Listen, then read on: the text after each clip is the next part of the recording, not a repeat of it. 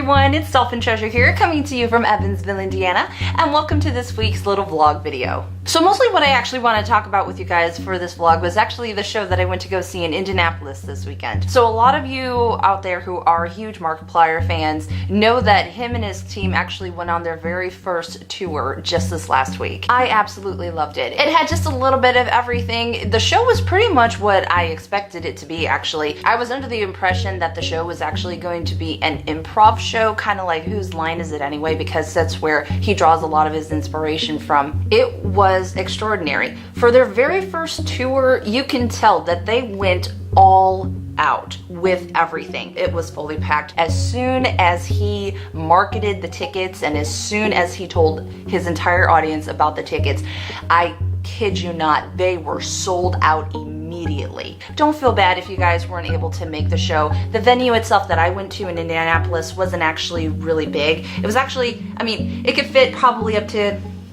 I don't know, I want to say maybe a little over 1,000 people. And it was a really cool venue because it was an older theater that they rented out the top space in there. And I had no idea that there was actually another show going on absolutely below them. I had no idea. There was an entire line just for general admission. There was a whole line that was wrapped around the entire building. It was packed. I'm gonna put up some pictures and I'll put up a little video clip if I'm able to. That way you guys can get a little bit of an idea of how the show went. There's a lot of people on Tumblr that have said, oh my gosh, this was an amazing show. I cried, I was so happy, and so on and so forth. I finally saw my idol and my hero, you know, on stage and in person and that kind of thing. I don't know exactly what to say that has not been said. I kind of wanted to critique the show. And overall, I give it major thumbs up, 2 thumbs up. It was an absolute blast. It was so much fun. The venue did an absolute wonderful job at keeping everybody safe. They kept everyone on stage safe. They kept the audience safe.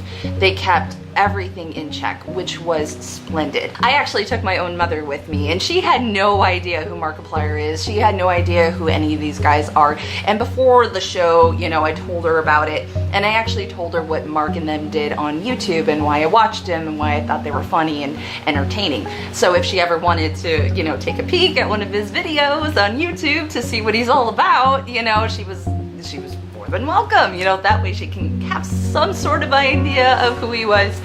But I don't think she ever got around to it. So for the show, not only did I get to take my mother, but I also got to take our little mascot, which is Foxy. Yay, little Foxy. And this little Foxy is actually really cool because I went to Indie PopCon actually. Wade, Tyler, and Bob actually happened to be there. I found this little guy at the Able Gamers charity booth and I asked him how much he was. I think he was like 20 bucks or 30 bucks or something. And I said, oh, is he for sale? Can I buy him? They're like, yeah, sure. So I purchased him and then I actually took him in the signing line with me for Wade, Bob, and Tyler, and I had them sign him for me. So he's my little autograph fox.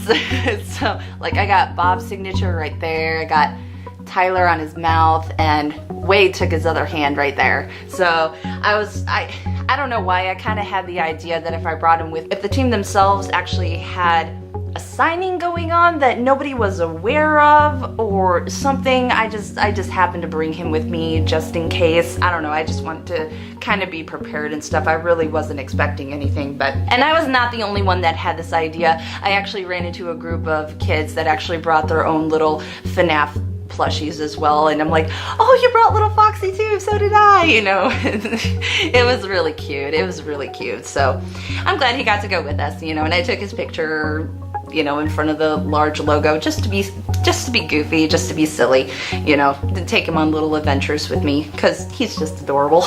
We actually got these little things, which is cool. One side's green, one side's red, and I was like, oh, well, what are these gonna be for? You know, that's gonna be interesting. Okay, cool. That's gonna be really interesting. So we each got one of these and I'm like, I was actually really glad because it was really, really warm in the auditorium. So I was just sitting there kind of fanning myself. I'm like, oh, you know, just waiting for the show to start. So we were just waiting for the show and then all of a sudden, as soon as the lights dimmed, everybody screamed really loud and I thought, oh crap, I need earplugs time. So I grabbed some tissue and I stuffed it in my ears and then I proceeded to listen and scream along with everybody else. The show began with a little cute animation video clip. It was really cute because that's how they actually introduced everybody. Markiplier came out, and oh my lord, the entire stadium would have like bursted open because there was so much volume of screaming abound, and it was really cool, you know, to actually see him on stage. And I was actually I was really happy to finally get to see him, you know, in person, in real life, and he's a lot taller than he says he is. He came out on stage and he was just working up the crowd and just giving this beautiful scripted speech about life. He was just being really cool, you know, he was just being his fun Markiplier self. And eventually at one point he actually ended up taking off his shirt, and that dude is freaking ripped, like, wow. He was just like really working up the crowd. Of course, there was screaming all over when he did that, and myself included, because I thought, oh man, you are one brave son of a bitch to actually go ahead and do that. You know, he's like so confident in himself and all that. It was just really funny. Then they started off with a little skit where they pulled somebody up on stage to pick out like between these 4 boxes as to what the show was going to start off on. It came down to 2 boxes. It ended up being a Nerf gun fight, and what we lost out on, however, when the other box was open, it was just a severed zombie head, and Mark's like, oh no, we're missing out on the Darkiplier show. It would have been really cool to see Darkiplier live in person. So the show started off where these 2 participants from the audience, you know, did a gunfight, and Tyler was the target in between them. And then after that whole spiel, Mark kept one of the participants on stage and took him out on a date. It was really cute. Mark was just asking him, you know, all sorts of different questions about his life, like where he was from, if he had any siblings, what he did for work, and basically all the answers that this guy told him, Mark and his team would actually do an improv scene based on that guy's life. That was really cool. I really like that idea. I don't know if I ever saw that on Whose Line Is It Anyway, so I'm like, oh, that's really refreshing. I really like that. They then did a dance act where Mark was versing Ethan in a dance-off, and they couldn't really decide amongst each other, you know, who was better than who. So what they did was they pulled more people out onto the stage to help them out. Each one of them had to do their own dance move. They had to show either Mark or Ethan their own dance move. And then it was really cool because this one girl just suddenly whipped out and did the worm, you know, all across the stage, and Mark was following her like right behind her. Oh my god, it was so adorable. That's where these little things actually came in. I think Ethan was the green and Mark was red. We'd all vote unanimously who won the dance competition after everything was said and done. And then after that little scene, they, Mark was like, okay everyone, now, I need you all to be extremely serious here for a moment. I know we're all having fun here, blah blah blah, but I also want to let you know that we are also very serious actors, so you cannot laugh. And they started off like as doctors in a hospital, and as soon as they said something funny or someone said something funny and the audience laughed, the next person would come in, tap them on the shoulder, and escort them out.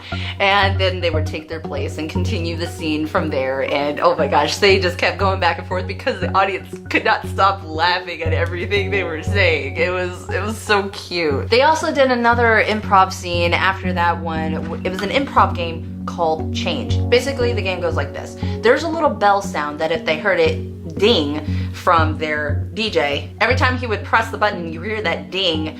The last actor to say something had to change what they said. It ended up being like some sort of weird carnival scene where knives were being thrown, and you know, Ethan was like, oh, there's a knife stuck in my throat or something. He's like, it's okay, my throat caught the knife because there's a hole in it already. Or they played another improv game called Freeze, where 2 of them, it would be 2 actors on the stage at once, and they would act out a scene together, and then whatever pose that they landed in during the scene, someone from offstage can say freeze and jump in at any time, take that same pose, and completely change the scene on them. And after that, they brought up more participants onto the stage to play this game with their Nintendo Switches. It was a milking game. It was really weird because you actually had to like do squat and presses basically with the Nintendo Switch in your hand, one of the little controllers from the Nintendo Switch, and you had to alternate between pressing buttons. You had to press the top button and then press a button as you're like doing the motion, and you cannot tilt.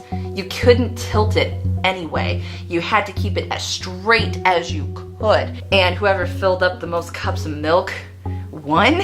The game itself was on a large screen that was behind everybody. And there were like fake udders, and every time they went down, the milk squirted out, and they only had such amount of time to do it. I think they had like maybe a minute or so to do it. They took participants from the audience and pitted them against the YouTubers. That's where these came in again. We can vote for, we're the green team or the red team. The red team was the YouTubers, and Mark took the green team, and the green team was losing really badly, because those were the kids, and they were losing. So Mark was like, oh, I'm just gonna go back over here, and everyone booed him, just out of fun. I think it was really unfair to pit YouTubers that have played that game so many times against people that have never done it before. That was an unfair advantage. So after that game, it was actually more towards the end of the show, and they went out on like a little dancing and a little singing number. Like Mark actually sang for everybody, and he has a beautiful golden deep baritone kind of voice, so he did a really nice job. And then after all that, it kind of went dark, and then they actually had a Q&A session at the end of it, and it was just Amy and Catherine that were coming out into the audience and picking people at random to ask their questions. Some of them asked like really, really good questions, and there was another little girl that really wanted to thank everybody for doing what they do, because she actually uses their videos as a way of coping with depression and anxiety, because she gets bullied a lot at school. And she was a young girl, like she was, oh gosh, I want to say she was maybe 12. You hear Mark and them talk about it so much, about how these people come to them, and how these kids come to them and say that, you've changed my life, you've really helped me out, you really helped me cope with my depression, you really helped me cope with my anxiety, and deal with bullying, and you really helped me forget about the nasty world that I live in for a few minutes. When you see it in person, it just really brings a tear to your eye, because it's genuine, it's real, that these guys are not lying. My own mother was very moved by that, and she goes, man, that breaks my heart, just to hear stories like that. But I'm so glad that these guys are actually using their time on Earth to make it a better place, and to, give those beautiful moments and those beautiful minutes to somebody in need. That's exactly why we like them. That's exactly why we watch their videos. They bring their YouTube personalities to the stage during that whole show. From the very beginning up until before the Q&A, they brought forth their YouTube personalities. But that's exactly what they wanted to do. That's exactly that is exactly the stuff that we wanted to see. That's the stuff that we wanted to enjoy, because that's who they are on YouTube. To a lot of people, they're entertainers. They make you laugh. They make you forget about the world for a few minutes. And that's exactly what they brought to this stage. They made it extremely fun. They had a lot of audience participation, which was fantastic. They practiced really hard. They worked really hard. And you could definitely tell. I would highly recommend going to see the show, because it was actually very refreshing. It was bright, it was airy, and it was very kid-friendly. There was a couple of innuendos, but it wasn't over the top crazy like they are on their YouTube channels. I would rate it probably PG-ish. It's a show for all ages. It didn't matter how old you were. It didn't matter how young you were. It was for everybody. So it wasn't targeted at just a specific age group. It was really fun for what it was, and I was so glad that I got to go. It was so worth it. I'm so glad that all of us are bringing pictures and videos to those who could not be there, people who were overseas or people who are in different countries that unfortunately couldn't make it over to see the show itself. I'm so glad that people who were there are putting that experience online for everybody else to enjoy as well. Everybody who was involved in making this show a joyous and spectacular, amazing experience. Thank you so much for doing that, and thank you, Markiplier, and your team. Everybody did such a fantastic job making sure that everything ran smoothly. You guys did a lot of work. You put in so much effort, and it really shows. We want to thank all of you as your fans from the bottom of our hearts. Thank you so much for giving a lot of us this opportunity to see your skills in action, to see all of your skills in action, and to witness and see your hard work in person. It was so well worth it. Please keep up the great work, and I really hope you consider doing more shows and live tours in the future, even after this year is over. Mwah! Magnifique. It was awesome. 1,000 out of 10. Infinity out of 10. It was infinity out of 10. That's how great it was. Anyway, guys, thank you so much for joining me today. I really hope you enjoyed today's video. Don't forget to do awesome, be awesome, and stay awesome. And I will see you all in the next video. Bye.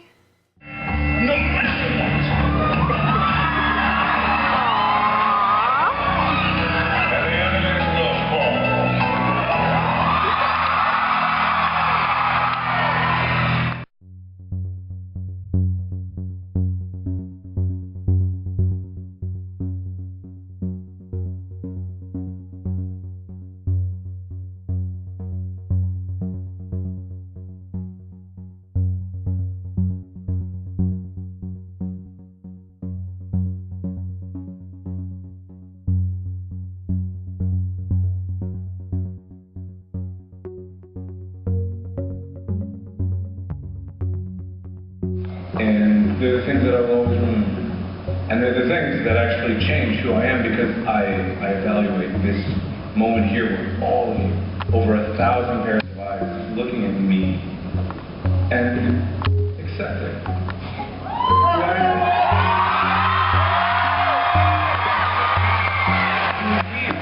What we've done here, like, that's my favorite thing, and it changes everything. So thank you for the special.